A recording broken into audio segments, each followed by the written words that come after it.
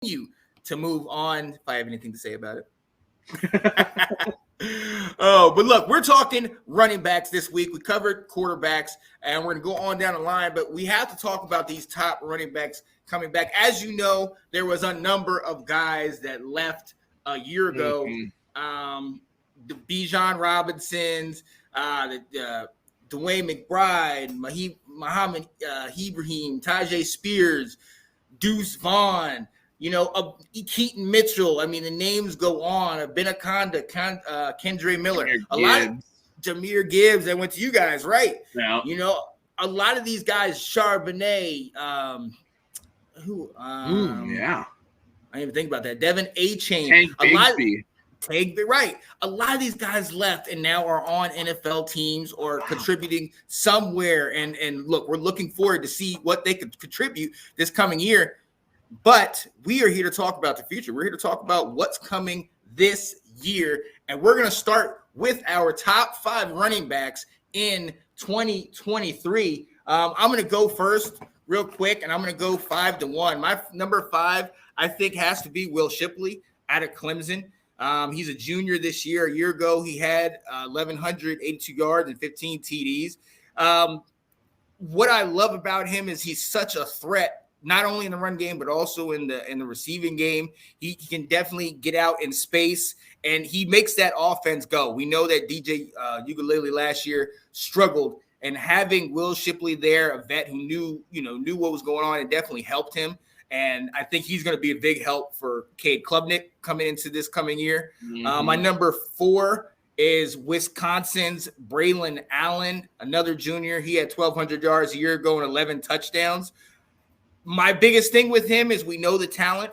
We know, what Wisconsin produces, but they do have a new offensive coordinator. They do have Phil Longo's offense. Phil Longo's offense from North Carolina is score in 90 seconds.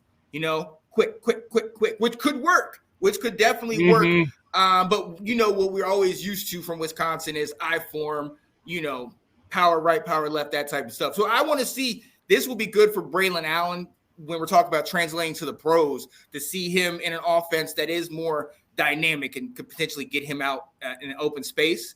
My number 3 is Raheem Sanders, Jr. Another guy had 1,400 yards, 10 touchdowns last year. He's returning. His quarterback, KJ Jefferson, is returning. That Arkansas rushing game was one of the top in the country last year.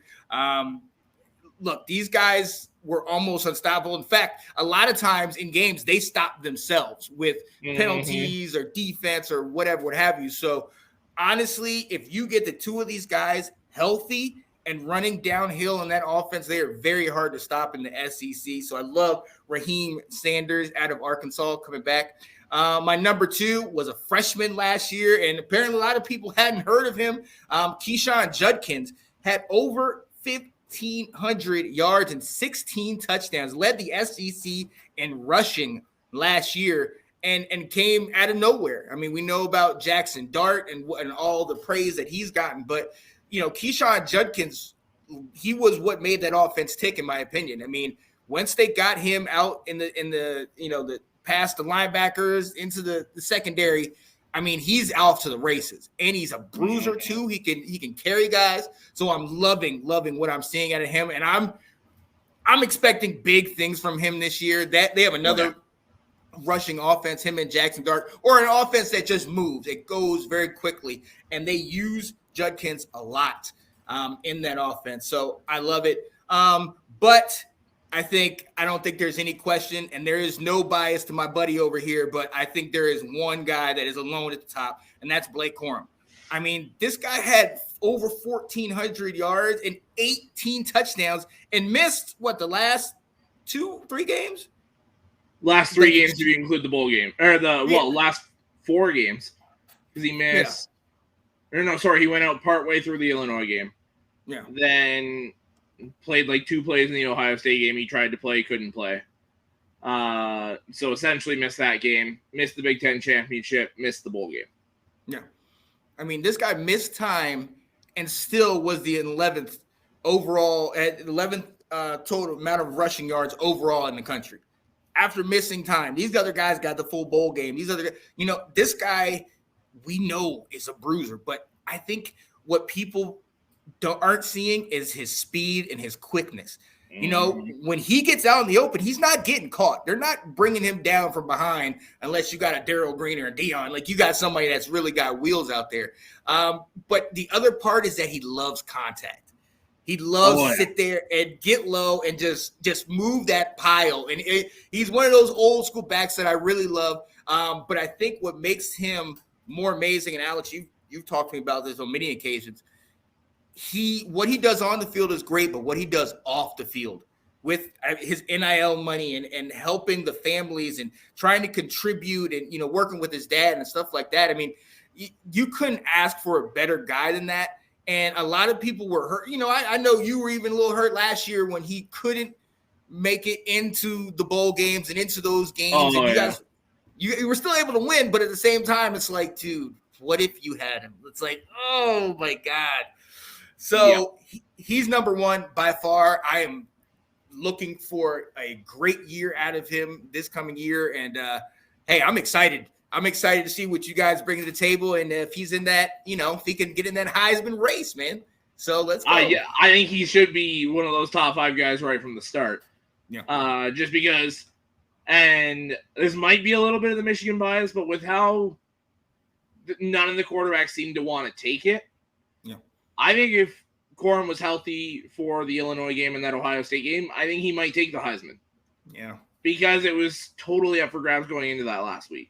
And seeing what Donovan Edwards did against the Buckeyes, you get Corum in there who's a better running back. Mm-hmm. But it's neither here nor there. I'm not bitter. No, I'm good. My 5-1 is the exact same order. Okay. I've got the exact same order. The one thing that separates Corum, on top of what you said, from everyone else, he's got the best stop and jump cut in the nation. We'll see if he still has that same elusiveness coming back off the knee injury.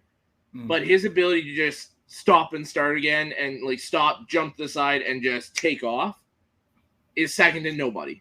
He's the best running back in the nation, running behind arguably the best O-line in the nation, which I also took into account with these guys, what they're running into. I think this guy's number one.